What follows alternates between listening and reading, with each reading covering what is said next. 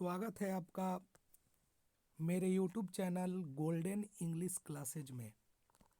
आज हम लोग स्टार्ट करेंगे क्लास 12th का सिलेबस का एक चैप्टर जिसका नाम है sweetest love I do not go. Bihar board के 12th के सिलेबस में ये आपके प्रोज पोएम सेक्शन का ये पहला ही लेसन है जिसका नाम है sweetest love I do not गो। तो आइए हम लोग इस लेसन को बहुत ही अच्छे से पढ़ते हैं। तो हम लोग पहला चैप्टर ही पढ़ने वाले हैं, sweetest love I do not गो। तो दोस्तों आपको बता दूं कि जो 12th का बुक है उस बुक में बुक वाले पोर्शन में दो दो सेक्शन पढ़ना है। पहला सेक्शन जो है वह रेनबो पार्ट 2 पढ़ना है, रेनबो पार्ट 2। और दूसरा सेक्शन है जिसमें ए स्टोरी ऑफ इंग्लिश पढ़ना है। तो ए स्टोरी ऑफ इंग्लिश एक बहुत ही पतली बुक है और ये आपको हम बहुत ही आसान भाषा में बहुत ही कम समय में पढ़ा देंगे। लेकिन सबसे पहले हम लोग रेनबो पार्ट 2 स्टार्ट करते हैं। और देखिए रेनबो पार्ट 2 में दो दो दो फेज में दो सेक्शन में रेनबो पार्ट 2 पढ़ा जाएगा। एक एक एक होता है प्रोज सेक्शन और दूसरा होता है पोएम सेक्शन।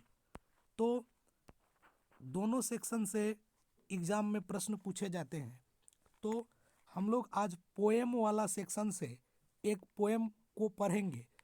तो शुरू करने के पहले हम लोग ये जान लें कि पोएम और पोएट्री में क्या अंतर है। अक्सर ये स्टूडेंट पूछा करते हैं कि सर पोएम में और पोएट्री में क्या अंतर है।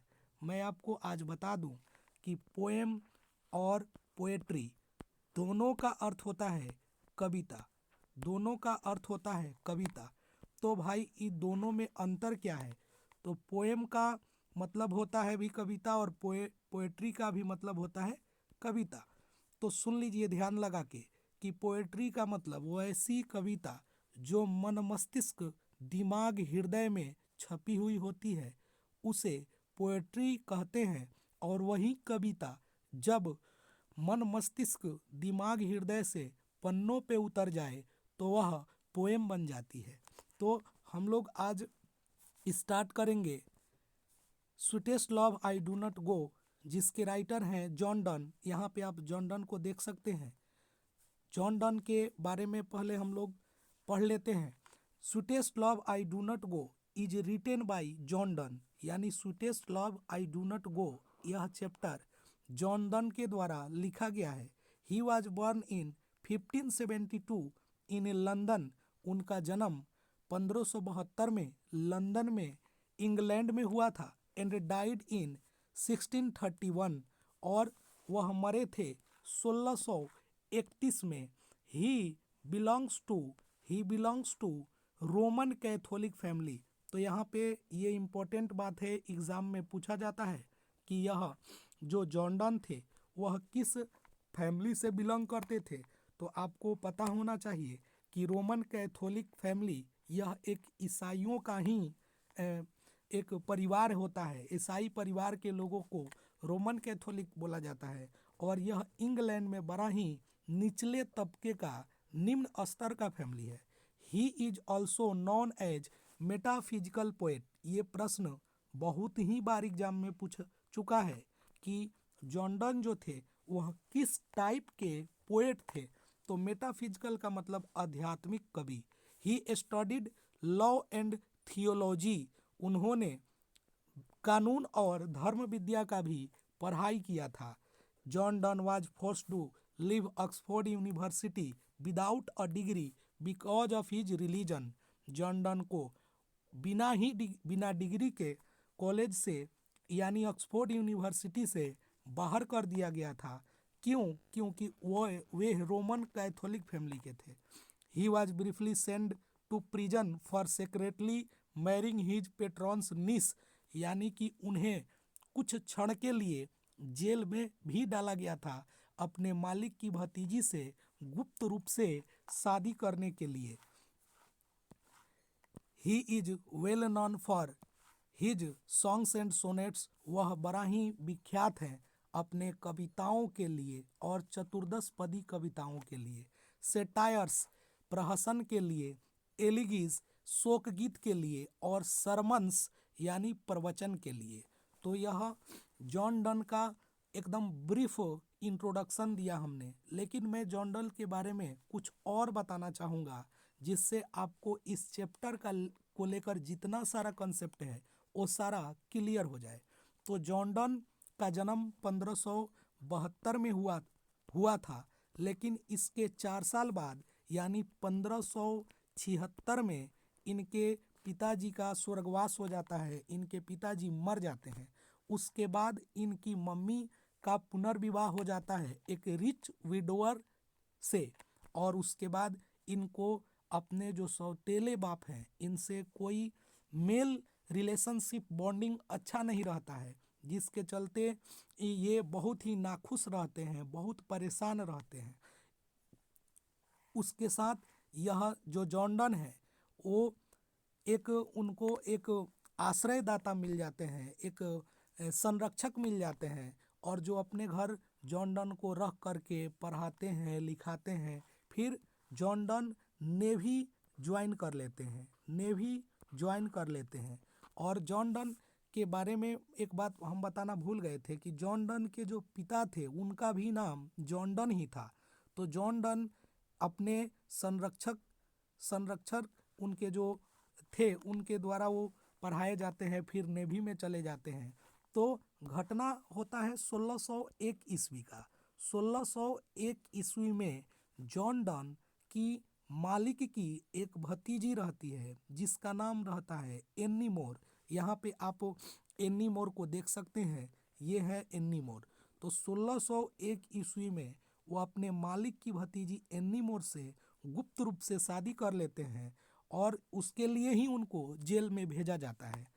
चूँकि वह रोमन कैथोलिक के थे और उनकी मालिक की जो भतीजी थी यानी उनके मालिक भी थे वह एंटी कैथोलिक थे, तो इसके लिए उन्हें जेल भेज दिया जाता है। 1601 में उनका शादी होता है और जो एन्नी मोर थी इनका जो डेट ऑफ बर्थ था वो 1584 में ये जन्म इनका हुआ था और 1617 में यह एन्नी मोर मर जाती है। तो 1601 से लेकर के 1617 तक ये मतलब इनका जो वैवाहिक जीवन है वह कायम रहता है और इस वैवाहिक जीवन के दरमियान उन्हें 12 संतान का सुख प्राप्त होता है और 12वें संतान को जन्म देते समय ही एन्नी मोर मर जाती है। और ये पोएम लिखा कब गया उसको आप समझिए। जब जॉन डन एंजेलिकन चर्च जा रहे थे, यानी कि वहाँ का राजा जो था वह एंटी कैथोलिक था और उसने आदेश किया कि वहाँ के जितने भी रोमन कैथोलिक वाले लोग हैं वह एंटी कैथोलिक महिलाओं से शादी किए हैं, वह महिलाओं को छोड़कर अपने पत्नियों को छोड़कर चर्च चले जाएं। तो उस समय 1615 के लास्ट में ये चर्च जा रहे होते हैं। उस समय ये अपने इनकी पत्नी इनको रोक रही होती है।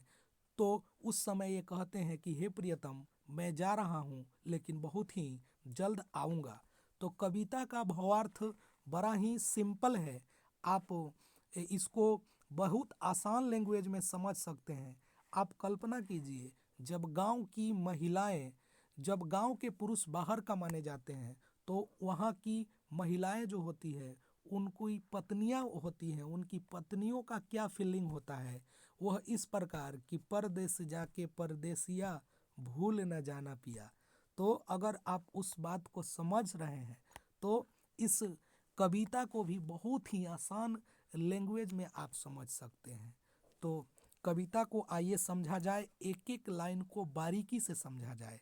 Sweetest love I do not go, हे प्रियतम मैं नहीं जाता हूँ। फॉर वीरनेस ऑफ दी, तुमसे उब कर यानी कि कवि कह रहा है कि मैं इसलिए नहीं जा रहा हूँ कि तुमसे उब चुका हूँ, nor in the hope the world can show A fitter love for me, और नहीं इस उम्मीद में जा रहा हूँ कि ये दुनिया वाले मुझे तुमसे अधिक प्यार देंगे।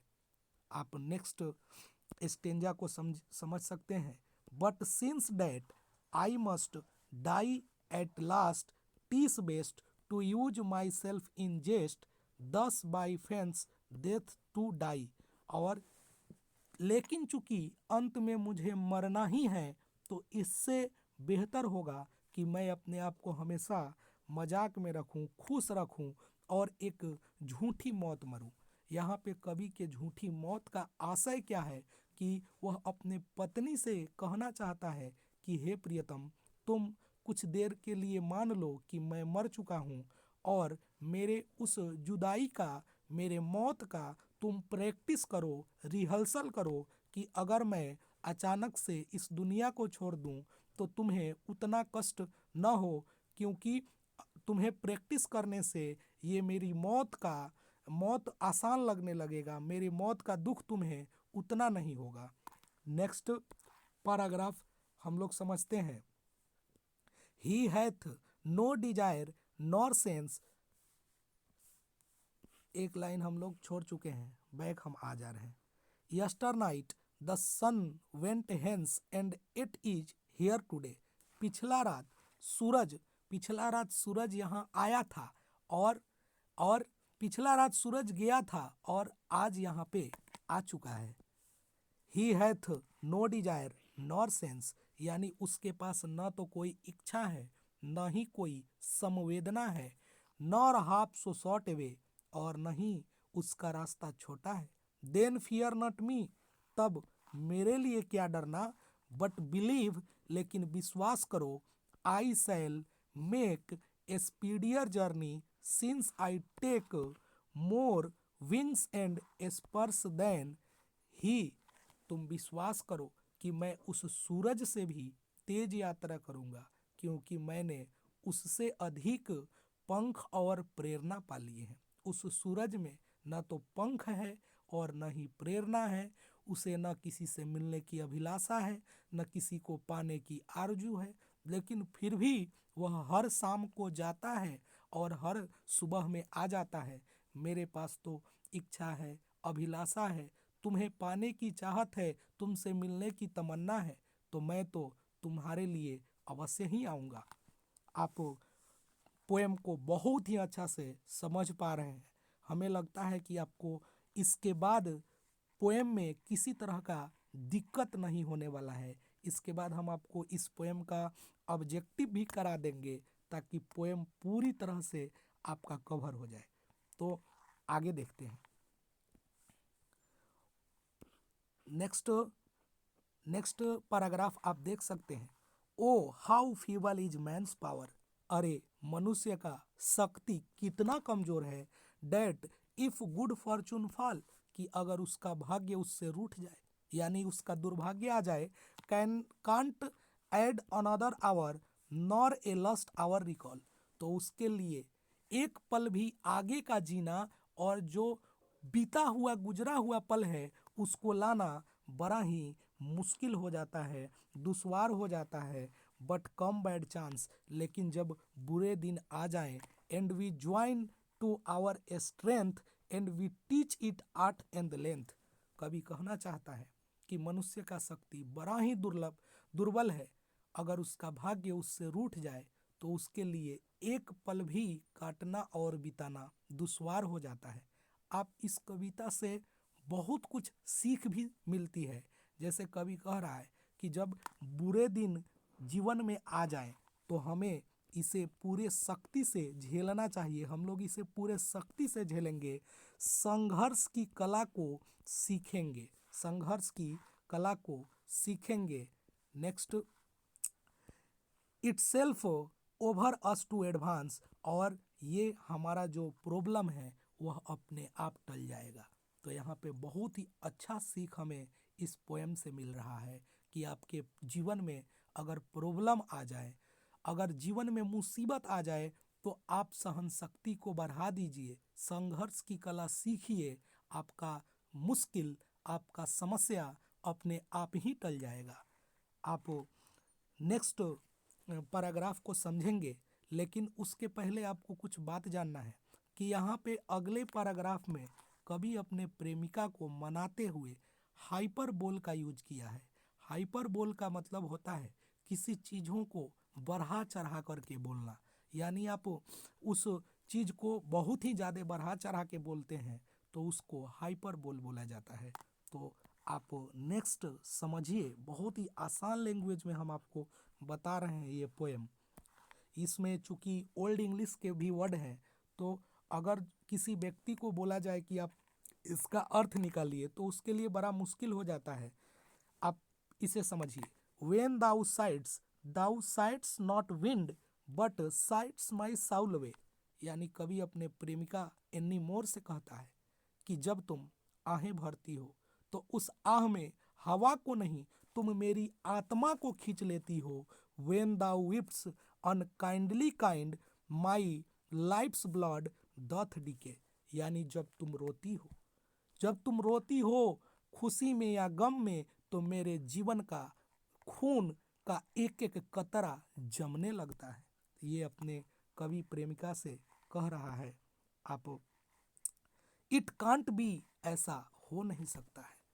आप वहाँ पे यहाँ देख सकते हैं कि वो अपने प्रेमिका को चुप कराने के लिए किस तरह से हाइपरबोल का यूज कर रहा है। आप नेक्स्ट समझिए, ऐसा हो नहीं सकता है। That doubts loves me as thou say sets, जैसे तुम कहती हो कि तुम मुझसे प्रेम करती हो। If in thine my life thou waste that art best of me, तो क्या तुम्हारे अंदर मैं अपना जीवन बर्बाद करूं, क्या ये मेरे लिए बेहतर है। कभी अपने प्रेमिका से कह रहा है कि जब तुम आहें भरोगी तो मेरी आत्मा बाहर आ जाएगी, जब तुम रोओगी तो तुम्हारे रोने से जो खून गिरेंगे उन खून के आंसू गिरेंगे, उन आंसू के गिरने से मेरे शरीर के खून का एक एक कतरा जमने लगेगा। तो क्या मैं जीवित रहूंगा? क्या तुम चाहती हो कि मैं मर जाऊं? यहाँ पे देखिए कितने अच्छे से यहाँ पे अपने प्रेमिका को कवि मनाने की कोशिश कर रहा है। तो आप देखिए उनकी आगे लाइन में क्या कह रहे हैं कवि। Let not thy divining heart forethink me any ill, अपने नाजुक से दिल को मेरे बारे में बुरा मत सोचने दो। डेस्टिनी में टेक दाई पार्ट, भाग्य अपना काम करेगा। And may thy fears fulfil, और हमारे जो डर है, तुम्हारा जो डर है वो खुशियों में बदल जाएगा। बट थिंक डैट, लेकिन तुम सोचो कि हम लोग are but turn aside to sleep, हमने सोने के लिए सिर्फ करवटें बदली हैं। They who one another keep alive never parted be, यानी जो एक दूसरे को यादों में जिंदा रखते हैं वो कभी भी मरा नहीं करते हैं। वो जीवन यानी कि वह कयामत तक जिंदा रहते हैं, वे हमेशा याद किए जाते हैं। तो ये बड़ा ही सुंदर पोएम जिसको हमने एक्सप्लेन किया। अब यहाँ पे इस पोएम का हम लोग वर्ड मीनिंग चाहे तो लिख सकते हैं, लेकिन हम लोग इसका ऑब्जेक्टिव देखेंगे, बहुत ही प्यारा ऑब्जेक्टिव। आप जिस आधार पे आप पढ़े हैं उस आधार पे आप ऑब्जेक्टिव में बहुत ही आसानी से आप आंसर बता सकते हैं।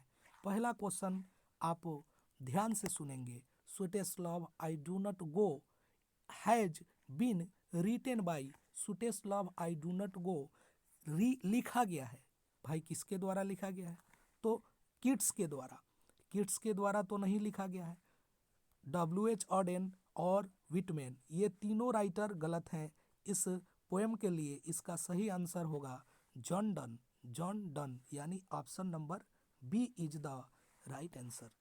आप नेक्स्ट देख सकते हैं क्वेश्चन यहाँ पे, sweetest love I do not go is a dash poem, किस टाइप का पोएम है? तो मेटाफिजिकल पोएम है, वार पोएम है, नेचर पोएम है और रोमांटिक पोएम है। तो हम आपको शुरू में ही ये बात मेंशन किए हुए थे कि यह पोएम मेटाफिजिकल पोएम है, यानी यह पोएम एक आध्यात्मिक कविता है। तो आप नेक्स्ट क्वेश्चन की तरफ आ जाइए। John Donne has seen the setting sun setting dash night, यानी सूरज को जो जॉन डन है वह कब डूबते हुए देखे थे? तो नेक्स्ट नाइट, यस्टर नाइट। तो ये ही आंसर सही है, इसमें यस्टर नाइट आया हुआ है, यानी पिछला रात सूरज गया था, पिछला रात सूरज गया था। नेक्स्ट आप देखिए, when and where was John Donne born, कहाँ पे और कब जॉन डन का जन्म हुआ था? तो यहाँ पे देखिए पहला ही आंसर, पहला ही ऑप्शन सही लग रहा है। 1572 को 72 में लंदन में हुआ था। तो यहाँ पे option number A is the right answer. आप नेक्स्ट 5 नंबर क्वेश्चन समझिए। John Donne was died in, John Donne कब मरे थे? तो ये आप ऑप्शन बी सही मारेंगे, 1631 में मरे थे। John Donne was known as, तो John Donne was known as, तो आप समझ सकते हैं कि जॉन डन एक मेटाफिजिकल पोएट थे, लेकिन इसके अलावा जॉन डन एक प्रीचर भी थे, क्योंकि जब उनको एंजेलिकन चर्च में 42 साल की उम्र में भेजा गया था तो वहाँ पे वो एक प्रीचर बन गए थे। प्रीचर मतलब उपदेशक, जो फोकट में ज्ञान बांटते रहते हैं। आप यहाँ पे देखिए, John Donne was a Roman, तो डॉट डॉट, तो रोमन कैथोलिक थे। नेक्स्ट क्वेश्चन आप समझिए। John Donne's wife name was, John Donne की पत्नी का क्या नाम था भाई? तो एन्नी मोर, एन्नी मोले, एन्नी मारे, एन मारी। तो ऑप्शन नंबर ए सही है, ऑप्शन नंबर ए सही है, एन्नी मोर होना चाहिए। हालांकि इसका सही मीनिंग होगा एन्नी मोर, तो एन्नी मोर होना चाहिए, लेकिन ऑप्शन नंबर ए सही मानेंगे। आप नेक्स्ट क्वेश्चन आ जाइए। John done studied law and, तो जॉन डन ने पढ़ाई किया था भाई, तो आपको बताए थे कि कानून और धर्म विद्या का। तो option number C, law and theology. Theology उसको बोलते हैं जिसमें भगवान के बारे में अध्ययन हो, ईश्वर का अध्ययन किया जाए। तो आप नेक्स्ट क्वेश्चन देखेंगे। Next question, the study of God is called, यानी भगवान के अध्ययन को क्या बोला जाता है? साइकोलॉजी बोला जाता है, जियोलॉजी बोला जाता है, या थियोलॉजी बोला जाता है? तो इसका आंसर हो जाएगा बी, आंसर बी। नेक्स्ट आप देखेंगे, songs and sonnets is the work of, यानी सॉन्ग्स और सोनेट किसके द्वारा मतलब लिखा गया है? तो ये यहाँ पे देखेंगे, John Donne, Wordsworth, John Keats और वाल्ट विटमैन। तो यहाँ पे आंसर हो जाएगा ए, आंसर ए। जॉन डन्स फादर वाजे, जॉन डन के पिता क्या थे? तो आप जान लीजिए कि जॉन डन का जन्म एक व्यवसायी फैमिली में हुआ था, यानी उसके पिताजी एक ट्रेडर थे, एक व्यापारी थे। Who is called the pioneer of metaphysical poetry, यानी मेटाफिजिकल पोएट्री के जो पाइनर है, मतलब जो अग्रणी है, जिन्होंने शुरुआत किया था, उसका क्या नाम था भाई? तो उसका नाम था John Donne, C right answer होगा। आप नेक्स्ट क्वेश्चन देख सकते हैं। John Donne was sent to prison for dash his patron's niece, यानी जॉन डन को अपने अपने मालिक की भतीजी से मतलब क्या करने के लिए उनको जेल में भेजा गया था? तो यहाँ पे देख सकते हैं कि सेक्रेटली मैरिंग, गुप्त से शादी करने के लिए, राइटिंग पोएम, कविता लिखने के लिए, विजिटिंग ऑदर। तो इसका ए नंबर होगा भाई, शादी किए थे तभी ना जेल में गए थे, शादी कर लिए थे, तो इसके लिए जेल में डाला गया था। The line nor in the hope the world can show A fitter love for me is from, यानी ये जो लाइन है ये किस चैप्टर का है भाई? तो sweetest love I do not गो, कैसे जानेंगे भाई? तो यहाँ पे देखिए, यहाँ पे लव का बात आया है, तो लव स्वीटेस्ट लव में ही ना है। आप आगे नेक्स्ट देखिए, यहाँ पे भी ये किस चैप्टर का है? तो यहाँ भी लव आया है, तो ये किस चैप्टर का है? लव का है। आप आगे आ जाइए। John Donne is a dash poet, John Donne कैसे पोएट थे भाई? तो जॉन डन एक नेचर पोएट थे, मेटाफिजिकल। तो आपको हम बार बार बता चुके हैं, जॉन डन मेटाफिजिकल पोएट थे। आप नेक्स्ट देखिए, कि which type of lover never part away, यानी कैसे प्रेमी जो है वो कभी भी जुदा नहीं होते हैं, कभी भी अलग नहीं होते हैं। तो यहाँ पे दिया हुआ है romantic lover, novel lover, true lovers और यहाँ पे क्यूट लवर्स। तो क्यूटनेस की अगर बात करें तो इसका ज़्यादा दिन तक क्यूटनेस नहीं रहता है, सुंदरता 25 से 30 साल बाद ख़त्म हो जाती है। तो यहाँ रोमांटिक मतलब रोमांस का तो प्रेम का रोमांस से कोई वास्ता नहीं है। नोबेल लवर भी नहीं होगा, इसका आंसर होगा सी। यहाँ पे देख सकते हैं प्रेम का मतलब होता है कि जवानी में भी प्रेम होना चाहिए और बुढ़ापे में भी प्रेम होना चाहिए। तो ये असली प्रेमी ये लोग हैं। आप नेक्स्ट देख सकते हैं। What are the things that the sun doesn't have, मतलब सन के पास क्या नहीं है जो उस राइटर के पास है। तो ability and wish, sense and love, sense and desire. तो इसका आंसर सी होगा, यानी सेंस एंड डिजायर उस राइटर के पास है जो सन के पास नहीं है। What does hyperbole mainly deal with, hyperbole का मतलब क्या होता है, हाइपरबोल का मतलब किस लिए उसका यूज किया जाता है। अंडर स्टेटमेंट के लिए, एग्जाग्रेशन, एग्जाग्रेशन मतलब होता है ना बढ़ा चढ़ा करके बोलना, ऐसे बोलते हैं ना कि चांद तारों में नजर आए चेहरा तेरा, दिखता है क्या, नहीं। तो ये आपका हाइपरबल हो गया। जब तुम रोती हो तो तुम्हारे रोने से जो आंसू गिरते हैं उन आंसुओं से समंदर बन जाता है, ऐसा होता है क्या, नहीं होता है। ये सारे हाइपरबोल हैं। और हाइपरबोल भोजपुरी में आप समझ लीजिए फेंकना, गांव में ऐसे लोग होते हैं बड़ा फेंकते रहते हैं माने खूब ज़्यादा, तो उसको आप समझ लीजिए हाइपरबोल, अतिशयोक्ति। आप नेक्स्ट देखिए कि who can't add another our when good fortune fall, कौन जो है एक पल भी आगे नहीं जी सकता है जिसका भाग्य उससे रूठ जाए। तो यहाँ पे वो अपने बारे में बात कर रहा है, पोएट कह रहा है, खुद पोएट यानी कि यहाँ पे मैन, यहाँ पोएट नहीं मारेंगे बल्कि मैन मारेंगे क्योंकि मैन का वो बात किया है, तो यहाँ पे मैन हो जाएगा। The sun has half so short away but dash, sun का जो है मतलब सन का रास्ता उस किसका रास्ता छोटा है, सूरज से। तो यहाँ पे उस पोएट का बात हो रहा है, पोएट मेरा अपना रास्ता बोल रहा है कि मेरा छोटा है। यहाँ पे देखिए the speaker's blood decay, speaker का जो है मतलब खून जमने लगता है जब उसकी प्रेमिका क्या करती है, तो सुबकती है, रोती है। तो भाई जब रोएगी तो उसके आंसू गिरेंगे तभी ना इसका खून जमने लगता है, तो यहाँ बी हो जाएगा। आप 24 नंबर देखेंगे, the speakers Saul go away when the beloved, यानी कि इस जो कवि है उसकी आत्मा जो है वो बाहर आ जाती है, कब, जब उसकी प्रेमिका क्या करती है, तो उसकी प्रेमिका आहें भरती है, उस आह में कवि की आत्मा चली जाती है। रिपेंट माने पछताना, तो ये नहीं होगा। चित धोखा देना, ऐसा नहीं होता है। विप भी नहीं होगा। तो आप इसको समझ गए। नेक्स्ट देखिए, John Donne is going to leaving his wife, John Donne कहाँ जा रहे हैं अपने प्रेमिका को छोड़ के, तो एंजेलिकन चर्च जो है वो जर्मनी, वहाँ पे उनको भेजा जा रहा है।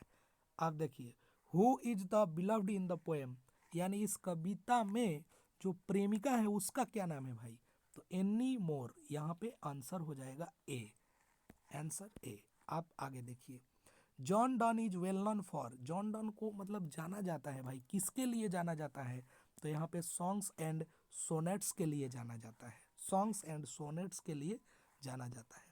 John Donne feels that A dash is hopeless, John Donne मानते हैं कि क्या आशाहीन है, तो एक आदमी आशाहीन है, एक औरत आशाहीन है, एक दिमाग आशाहीन है, एक बॉय आशाहीन है, तो आदमी का बात हुआ है, तो यहाँ पे man, man is the right answer. John Donne was force to leave dash university, John Donne को बोला गया जबरन क्या छोड़ने के लिए भाई, तो जॉन डन को ऑक्सफोर्ड यूनिवर्सिटी को छोड़ने के लिए बोला गया था, ऑक्सफोर्ड यूनिवर्सिटी। आप नेक्स्ट क्वेश्चन देखिए, John Donne is better than, तो इसमें जॉन डन अपना तुलना जो है वो किससे कर रहे हैं भाई, मून से, सन से, टाइम से, स्टार से, तो सन से कह रहे हैं कि देखिए सूरज जो है वो तो बिना किसी के चाहत में आ जाता है, लेकिन मेरे पास तो तुम्हारे चाहत है, उन चाहत के लिए मैं आऊँगा, तो अपने सन से उसका तुलना अपना किया है। यहाँ पे देखिए, वियरनेस मतलब वियरीनेस, मतलब होता है ना जब आदमी थक जाता है, जैसे उगलीनेस मतलब कुरूपता होता है, ये नहीं होता है। हैप्पीनेस मतलब होता है खुशी, ग्रीफ मतलब शोक होता है। तो टायर्डनेस जो है इसका सही आंसर है, टायर्डनेस इसका सही आंसर है। तो यहाँ पे देखिए हमने आपको पूरा चैप्टर को अच्छे से समझाया, इसका ऑब्जेक्टिव भी करवाया। तो आपको, हमें नहीं लगता है इस चैप्टर में कोई दिक्कत हुआ होगा। अगर इस चैप्टर को लेकर के अगर आप चाहते हैं कि मैं इसका समरी नेक्स्ट वीडियो में लाऊं, तो उसके लिए आप कमेंट करें, और मेरा वीडियो कैसा लगा ये भी आप कमेंट में बताएं, ताकि मुझे अगला वीडियो बनाने में एनर्जी, उत्साह, ऊर्जा मिले और मैं आपके लिए और भी काम कर सकूं। जय हिंद। आपका दिन शुभ हो और रात्रि मंगलमय।